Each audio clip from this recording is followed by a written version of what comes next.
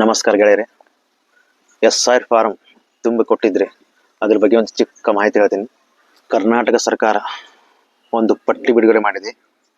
ASDDO absent, shifted, dead, duplicate and others ಅಂದರೆ ಸ್ಥಳಾಂತರ ಆದವರು, ಅಂದರೆ ಮನಿ ಬೇರೆ ಕಡೆ ಮಾಡಿದವರು, ಬೇರೆ ಕಡೆ ವೋಟರ್ ಐ ಡಿ ಮಾಡಿದವರು, ತೀರಿ ಹೋದವ್ರದ್ದು, ನಿಮ್ಮ ಫಾರಂ ರಿಜೆಕ್ಟ್ ಆಗಿದ್ದು, ತಪ್ಪಾಗಿ ಬರ್ತಿದ್ರೆ ಅಂಥ ಹೆಸರುಗಳ ಪಟ್ಟಿ ಮಾಡಿಬಿಟ್ಟಿದ್ದಾರೆ. ಈ ಪಟ್ಟಿಯಲ್ಲಿ ನಿಮ್ಮ ಹೆಸರು ಇದೆಯಾ ಇಲ್ವಾ ನೋಡಿ. ಹೆಸರು ಇದ್ದರೆ ಮತ್ತೆ ನಿಮ್ಮ BLO ಆಫೀಸರ್ಗೆ ಹೋಗಿ ಭೇಟಿ ಆಗಬೇಕಾಗತ್ತೆ. ಈ ಪಟ್ಟಿಯಲ್ಲಿ ಹೆಸರು ಇಲ್ಲ ಅಂದರೆ ಪರವಾಗಿಲ್ಲ. ASDDO ಸೈಟ್ಗೆ ಭೇಟಿ ನೀಡೋದು ಹೆಂಗಂತ ಹೇಳ್ತೀನಿ ನೋಡಿ. ಇನ್ನೊಂದ್ಸಲ ಹೇಳ್ತೀನಿ, ಈ ಪಟ್ಟಿಯಲ್ಲಿ ನಿಮ್ಮ ಹೆಸರು ಇದ್ದರೆ ಮತ್ತೆ ನಿಮ್ಮ BLO ಅವ್ರಿಗೆ ಹೋಗಿ ಸಂಪರ್ಕ ಮಾಡಬೇಕಾಗತ್ತೆ. ಲಿಸ್ಟಲ್ಲಿ ಹೆಸರಿದ್ದರೆ, ಹೆಸರಿಲ್ಲ ಅಂದರೆ ಓಕೆ, ಪರವಾಗಿಲ್ಲ. ಮೊದಲು ಕ್ರೋಮ್ ಓಪನ್ ಮಾಡಿ.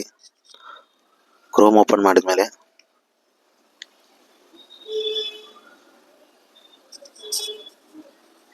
ECO ಕರ್ನಾಟಕ ಅಂತ ಬರೆಯಿರಿ.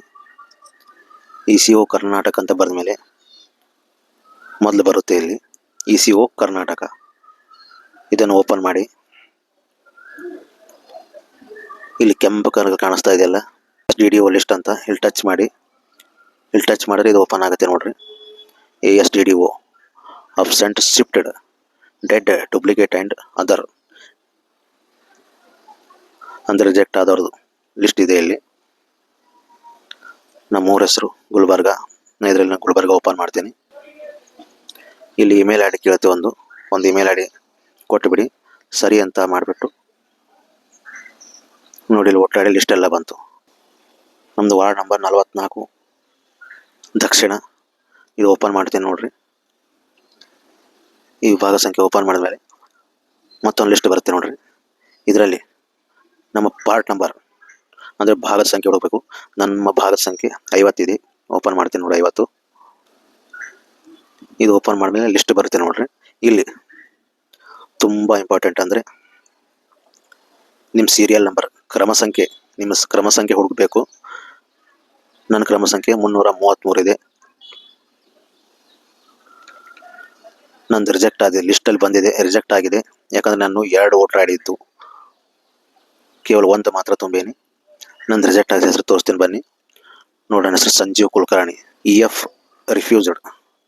ಅಂದರೆ ಯಾಕೆ ತಿರಸ್ಕಾರ ಮಾಡಿದ್ದಾರೆ ಅಂದರೆ, ನಂದು ವೋಟರ್ ID 2 ಕಡೆ ಇದ್ದು, 1 ತುಂಬಿದ್ದಿಲ್ಲ ನಾನು, ಅದಕ್ಕೆ ರಿಜೆಕ್ಟ್ ಮಾಡಿದ್ದಾರೆ. ಈ ಥರ ಲಿಸ್ಟಲ್ಲಿ ನಿಮ್ಮ ಹೆಸರು ಇದೆಯೋ ಇಲ್ಲ ನೋಡಿ. ಹೆಸರಿದ್ದರೆ ಮತ್ತೆ BLO ಆಫೀಸರ್ಗೆ ಹೋಗಿ ಭೇಟಿ ನೀಡಬೇಕಾಗತ್ತೆ.